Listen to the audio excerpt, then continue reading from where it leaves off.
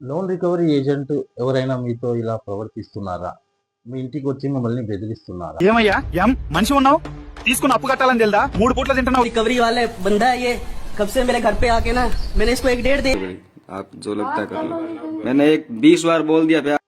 అయితే జాగ్రత్తగా వినండి. ఇప్పటి నుంచి ఆర్‌బీఐ అలాంటి వాళ్ళపైన చాలా కఠినంగా వ్యవహరించబోతుంది. రికవరీలో ఆర్‌బీఐ గైడ్‌లైన్స్ పాటించలేదని రీసెంట్‌గా బజాజ్ వాళ్ళపైన 2.5 క్రోర్స్ మరియు హెచ్‌డీఎఫ్‌సీ బ్యాంక్ వాళ్ళపైన 1 క్రోర్ పెనాల్టీ వేయడం జరిగింది.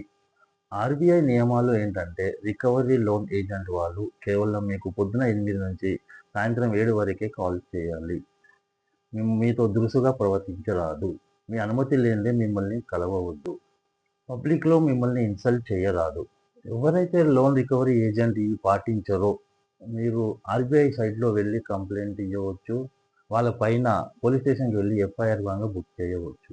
మీరు కేవలం లోన్ మాత్రమే తీసుకున్నారు. ఏ క్రైమ్ చేయలేదు. అందుకనే భయపడవద్దు, బెదరవద్దు, అవమానపడొద్దు.